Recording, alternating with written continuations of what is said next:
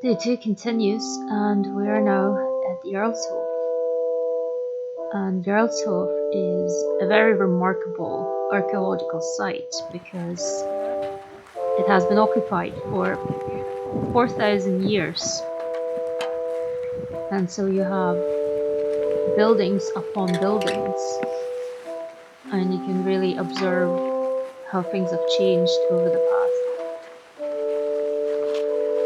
It is right by the sea, and because of this, a lot of buildings probably were washed away. The site is now maintained by Historic Scotland, and I'll take you through it pretty much chronologically. And before we begin, the name Jarlshof itself actually comes from a Sir Walter Scott novel called The Pirate, which was published in 1822. So right at the beginning we have the very earliest buildings, and they probably would have been part of a Bronze Age settlement around about 2500 to 1500 BC. Later on in the Bronze Age, a smithy was included. This is about 800 BC. And the helicopter is a little bit distracting. And you can see mostly hearths, and you can see a lot of grinding stones as well.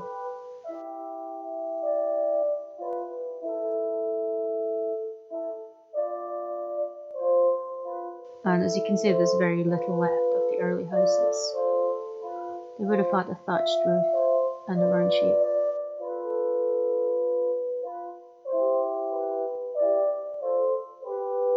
So now we are going to the Iron Age broch.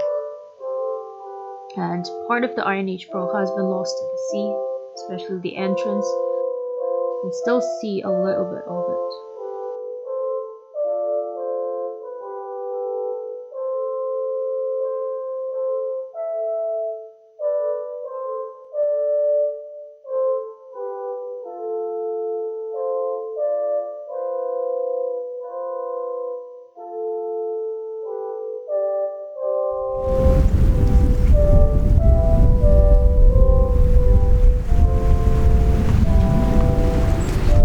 We are walking among the late Bronze Age structure. This is how the broch probably would have looked like. There appears to be a souterrain as well, where people would have kept their produce, keeping it cool like we use a fridge nowadays.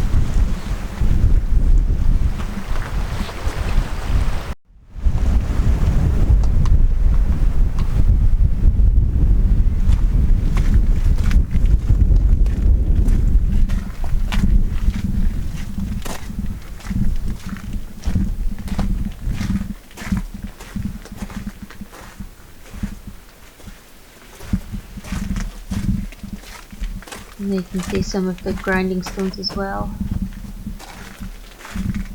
Sleeping coves and the hearth, which would have been the centre of people's lives considering how cold and windy it is here.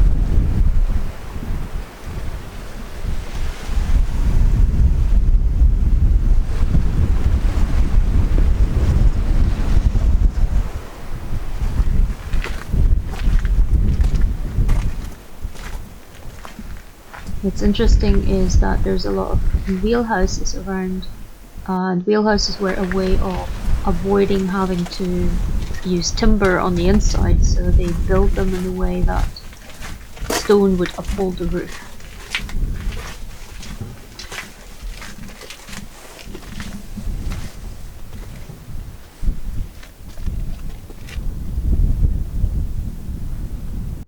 And Jarlshof has best preserved wheelhouses.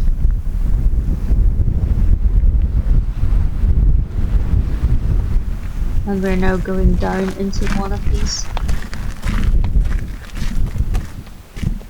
Because of the weather, some houses were quite low and dug into the soil so that it would provide some shelter. And once again, everything is rather small. perhaps a window or even an entrance.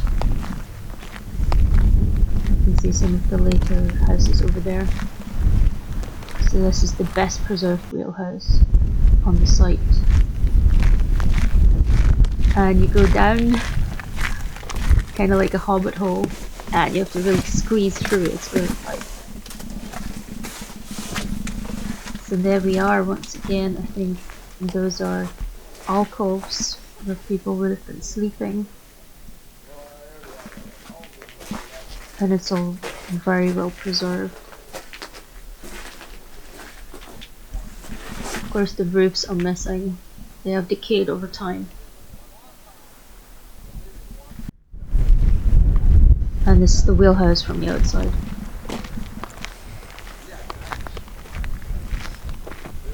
Now in the 8th century the Vikings started raiding, and by the 9th century they were also settling here. So this is some of the farmhouses that the Norwegian settlers have left behind.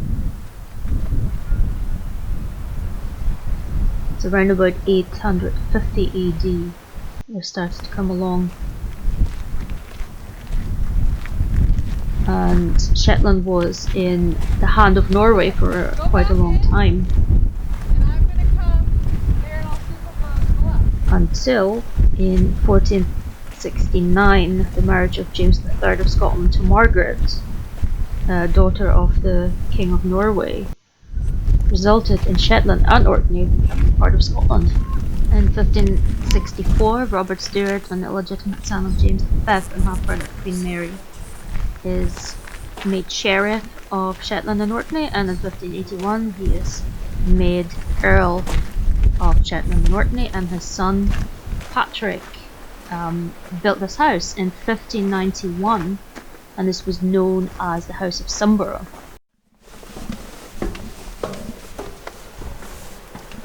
And later on it was added to in the 17th century, but by 1700 it had fallen into ruins. And here you can get a very good view of the surrounding area.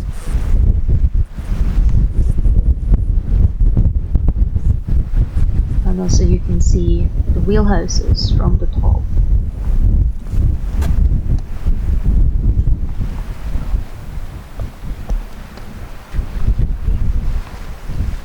It is a very large site, and it has quite a lot of archaeological and historical significance, being able to observe things side by side. So then, how was it discovered? In 1897 there was a violent storm, and John Bruce of Sumburgh, the owner at the time, discovered it and started excavating it. And this pretty much parallels the story of Skara Brae on Orkney, where exactly the same thing happened. Now, in 1925 it was handed over into state care, and it is now maintained by Historic Scotland, so you do have to pay an entrance fee to get in, but it's really quite interesting. I would recommend it to anybody visiting Shetland.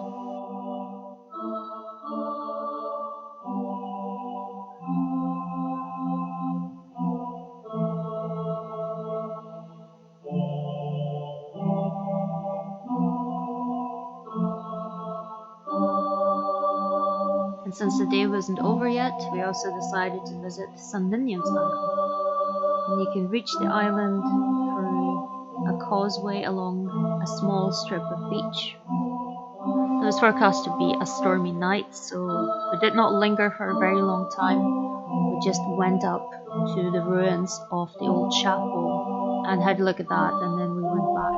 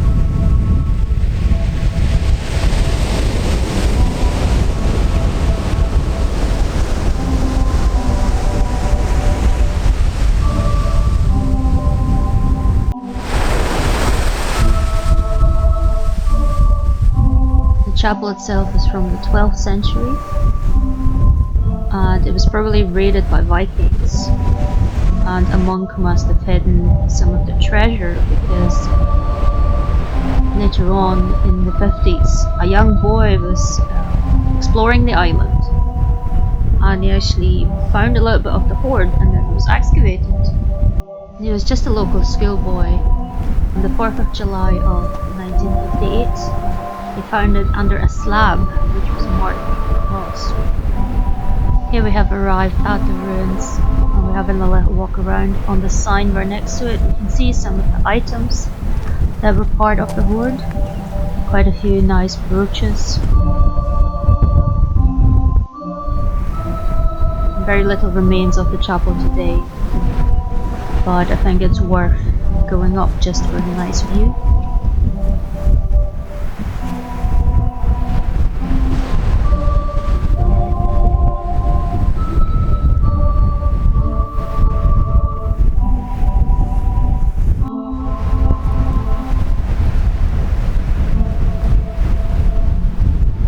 So this is all for day 2 on Shetland. Enjoy the beautiful waves, and I will see you next time.